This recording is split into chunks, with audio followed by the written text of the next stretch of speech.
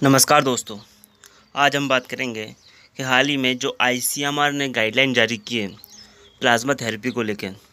ICMR ने इसमें बोला है कि अब जो प्लाज्मा थेरेपी है वो हर एक कोविड-19 जो पेशेंट है उसके लिए यूज़ नहीं करी जाएगी।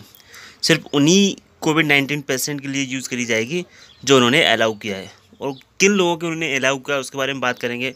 इससे पहले यदि हम जानते हैं कि जो प्लाज्मा थेरेपी है उसमें हम देखते हैं कि ब्लड होता है।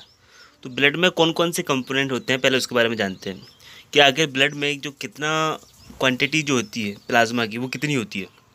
तो ब्लड का जो कंपोजिशन है उसमें भी हम देखें तो 55% जो हमारे ब्लड में प्लाज्मा होता है।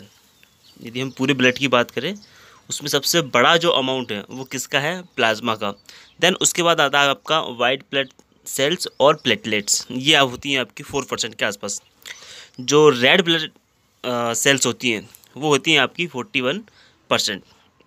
तो ऐसे में अब हम देखते हैं कि जो प्लाज्मा है उस प्लाज्मा में कौन कौन से कंपोनेंट होते हैं, ताकि हमें ये समझने में पता चल जाए कि इसके अंदर जो चीज़ें होती हैं प्लाज्मा के अंदर वो किस तरह कोविड-19 जो पेशेंट है उनको रिकवर करने में हेल्प करती है।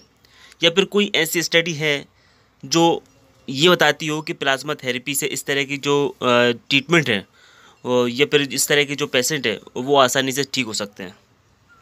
यदि हम बात करें प्लाज्मा की कंपोजिशन की, तो प्लाज्मा में जो कंपोजिशन होता है उसमें 90% आपका वाटर होता है, जिसमें से 7 to 9% प्रोटीन होता है। और जो शुगर का जो लेवल होता है वो 0.1% होता है। यूरिया का 0.03 और सॉल्ट होता है इसमें 9%। ये टोटल आपका क्या हो जाएगा, ये प्लाज्मा के कंपोजिशन हो जाएगा। तो प्लाज्मा में सबसे बड़ा जो अमाउंट है वो किसका है, वाटर का। तो क्योंकि और यदि हम बात करें कि प्लाज्मा किस तरह काम करता है बॉडी में, पहले यदि हम बात करें जो प्लाज्मा का जो कलर होता है वो येलो लिक्विड कलर होता है, येलोइश होता है, मतलब पीलेपन का होता है, हल्का पीलापन, ठीक है।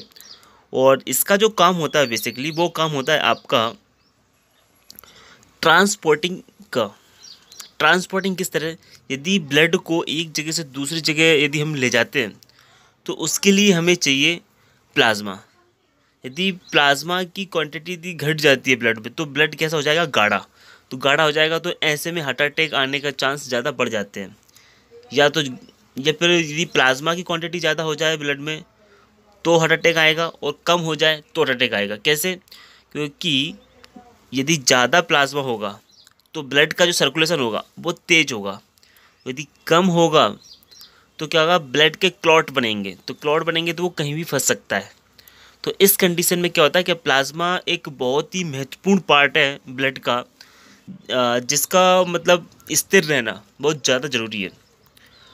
अब इसमें जो काम है, जो सबसे बड़ा इसका जो मेन काम है वो आपका है ट्रांसपोर्टिंग। तो ट्रांसपोर्टिंग है वो क्या क्या चीज़ें ट्रांसपोर्ट करता है, या अपने साथ जो दूसरे अंगों तक जो आवश्यक ज़रूरी चीज़ें हैं वो क्या क्या ले जाता है अपने साथ।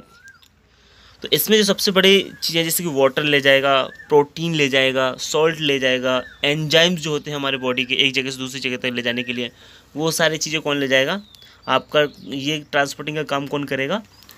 इवन जो हार्मोन्स होते हैं उनको भी यदि न्यूट्रिशन चाहिए उनके लिए भी ये ट्रांसपोर्टिंग का काम करता है प्लाज्मा। अब इसमें जो बात आती है कि एंटीबॉडी कहाँ होती है, क्योंकि प्लाज्मा के अंदर ही एंटीबॉडी पाए जाते हैं। जो एंटीबॉडी का यूज़ होता है कोविड-19 पेशेंट में, वो एंटीबॉडी क्या करते हैं, जो किसी दूसरे पर्सन में यदि हम प्लाज्मा का जो जैसे कि 2 पर्सन होते हैं, एक वो पर्सन होता है जो इन्फेक्टेड होके सही हो गया है, ठीक है, और सेकंड पर्सन होता है आपका जो इन्फेक्टेड है लेकिन रिकवर नहीं कर पा रहा है।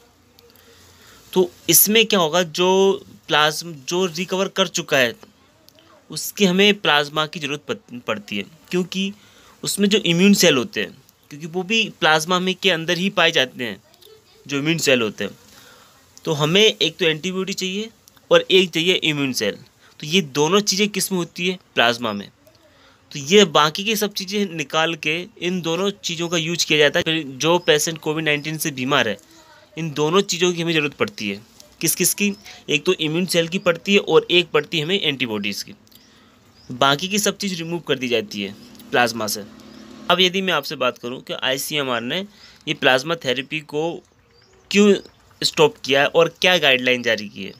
क्योंकि अभी हाल में 14 मई को आसपास लांसेट ने एक अपनी रिपोर्ट जारी की है प्लाज्मा थेरेपी के ऊपर। उसने बोला कि इंडिया में जो प्लाज्मा थेरेपी का यूज़ किया जा रहा है पेशेंट के ऊपर वो सही नहीं है। कैसे सही नहीं है?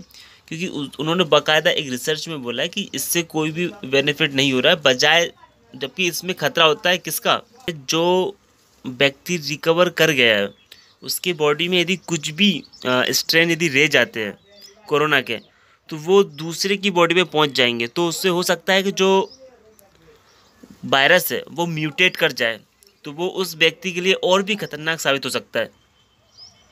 तो इसलिए इस थेरेपी को अभी फ़िलहाल के लिए हर एक व्यक्ति के लिए स्टॉप कर दिया गया है, लेकिन कुछ गाइडलाइंस के साथ जो परमिशन दी है उसके बारे में यदि मैं बात करूं आपसे, आईसीएमआर ने बोला कि ऑफ लेवल मतलब जो ऐसे पेशेंट जिनको 7 दिन के अंदर में पता चल जाता है या फिर 7 दिन के अंदर कोविड-19 के जो सिम्टम है वो शो करते हैं, उनको ये थेरेपी दी जा सकती है। लेकिन उनको जो डोनर होगा वो डोनर का जो प्लाज्मा होगा वो हाई क्वालिटी मतलब हाई एंटीबॉडी का होना चाहिए, तभी उसको दिया जाएगा। तो ये गाइडलाइन के साथ उन्होंने आईसीएमआर ने अभी बोला है।